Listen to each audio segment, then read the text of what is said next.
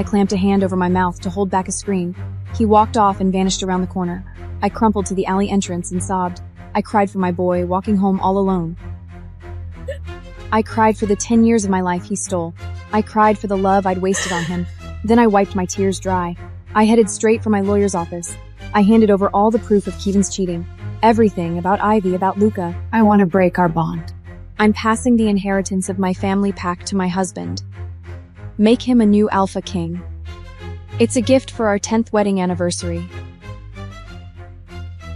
But one day, I felt my son's scent. It doesn't feel right. It's not my family's scent, but he looks just like my husband. He is definitely Kian's blood. I kept quiet and did two things. First, I stopped the new alpha ceremony. Second, I called for a paternity test. I carried sleeping Ethan to the hall. I need to check if Ethan is mine. My hands shook as I started the test. Time passed slowly, nothing happened. I had my answer. Ethan is not my child. I gave a direct order to the guard leader. Track my husband Keon's every move. Yes, Your Majesty. I sent Ethan back to his room. I couldn't look at his familiar face. I thought I was ready, but I wasn't. He is not my son. I have raised another woman's child for 10 years. Then where is my baby? I summoned Dr. Mara immediately. I need my birth records from 10 years ago. It's been so long. The files might be lost. I ordered the guards to search the whole clinic. I only found a few thin pages. No details. No process. Is this all? Records only last 10 years. Yours are expiring. What about paw prints and baby data? They should be there, Shook but they're they're gone. It was clear. Someone was hiding something. A hollow file, and a son who looks like my husband but not me.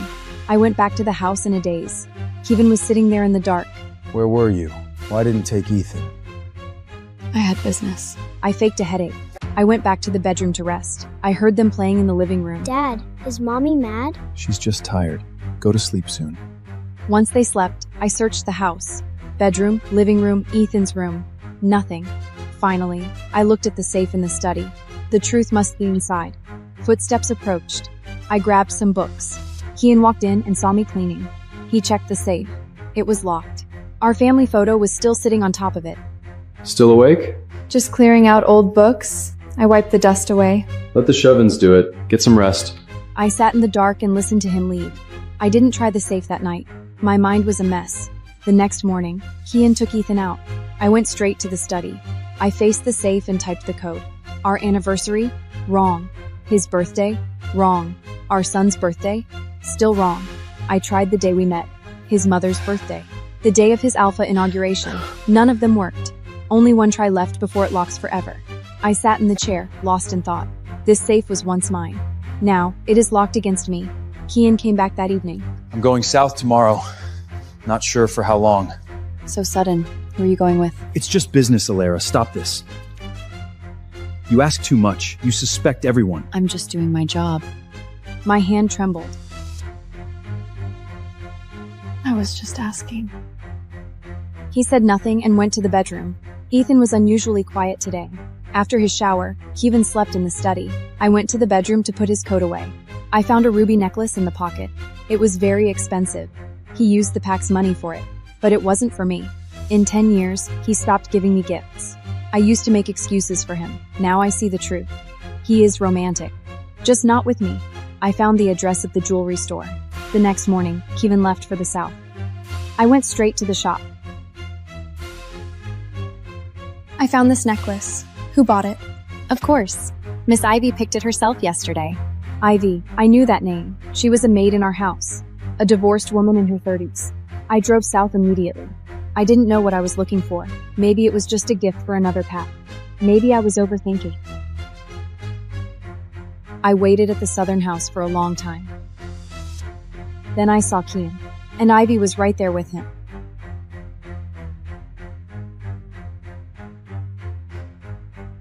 I stood on the second floor and watched. Ivy and Kian walked into the house together. They were sharing a single suitcase. Kian had a relaxed smile I hadn't seen in years. No stress from the pack. No coldness toward me. Ivy stopped and reached out naturally. She straightened the collar of Kian's coat. Kian didn't pull away. He leaned down and whispered in her ear. Ivy laughed and stood on her tiptoes.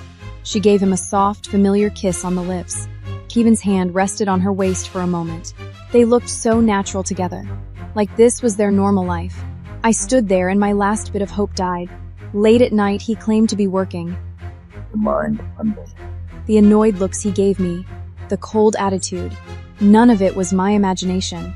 Now I had all the answers. I watched their intimate shadows. A terrifying thought hit me. Ethan is not mine. Could he be Ivy's son? On the way back, I gave a cold order to the guard leader. Investigate one more person, Ivy. I want to know everything, especially if she has a child. Yes, Your Majesty. The guards moved fast in my pack. By the next afternoon, I had the report. Ivy, 32, from the West Pack. She has a 10-year-old son named Luka. He lives in the West District. The birthday on the report hit me like a thunderbolt. Luka is only 1 week younger than Ethan. For the first time in 10 years, my blood boiled. Anger and grief crashed over me. My wolf became restless. I collapsed onto the sofa, clutching the report. My knuckles turned white. Then, a chilling realization crawled into my mind. I ran into the study. My finger hovered over the safe. I slowly typed in Ivy's birthday. The safe clicked open. Inside was a photo album. The photos were in order by year. It started 11 years ago. Kian and Ivy were in school uniforms. They stood under a phoenix tree. 19-year-old Kian was smiling. His hand was on Ivy's shoulder. Ivy had a ponytail and looked up at him. The next photo was from 3 years ago. They were in a library, holding hands. That was the day Kian told me our pack was in crisis. We canceled our anniversary trip for that. I closed the album. My stomach felt sick. I looked at our wedding photo on the wall. I felt like throwing up. This was a 10-year-long lie. At 3 p.m., I drove to the West District. The buildings there were old and worn. A group of kids chased each other in a narrow street. I stood at the end of the alley. I waited quietly. A 10-year-old boy was pushed aside. No one wanted to play with him. He looked around and walked out of the alley. I held my breath. Boy, Luka! Luka! Boy, Luka!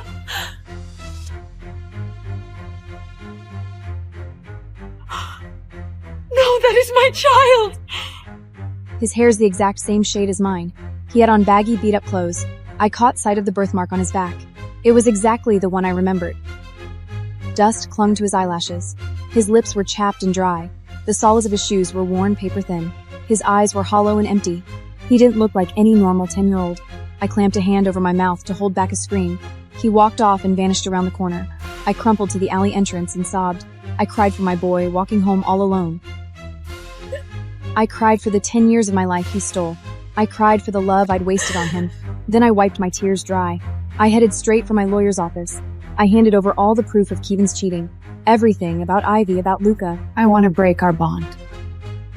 I want him out with nothing. I'm going to raise the kid myself, and Kian's going to pay for what he did. On the way home, Keevan's words popped into my head. Elara, I'll give you a lifetime of peace. Turns out his lifetime was only 10 years. No, maybe not even that. I pulled out my phone and called my dad's old right-hand man. Uncle Jason, about the new alpha ceremony in 3 months. I got something to talk to you about. Kian probably forgot one thing. I'm the rightful first heir to the pack. He only got this shot because I begged my dad. I made him an alpha, and I can turn him into a rogue easy. While Kian and Ivy were fooling around down south, I sold off every single thing I owned for cash. Every afternoon, I'd head to the West District. One day, it started pouring rain. Luka had no umbrella. He waited under a roof for half an hour. Then he ran home through the cold rain. I sat in my car, watching through the foggy glass. Friday afternoon, I got to Luka's school early. I got out of the car and played a stranger. I accidentally dropped my folder right in front of him. He froze, then bent down to pick it up for me. Thanks, little guy. Your mom not here? He shook his head. Mom's too busy for me today. How you gonna get home then? I'll walk. I pulled a bottle of water out of my bag and handed it to him. Have some water. He hesitated, took it, and whispered a thanks. I noticed he bites his lip when he talks, just like me. His eyes are shaped like little crescents. The corners tilt down a little. Your mom leave you alone a lot? He nodded, then shook his head. Sometimes. What about your dad? He went quiet and stared at his shoes. The soles were falling apart. The left lace was broken. I stopped asking. I pulled out some cash and tucked it into his hand. Go buy some new shoes. He stepped back. No, I can't take this. Just think of it as a thank you for the folder. I stuffed the money into his backpack pocket and turned to leave. After a few steps, I looked back. His eyes were full of confusion.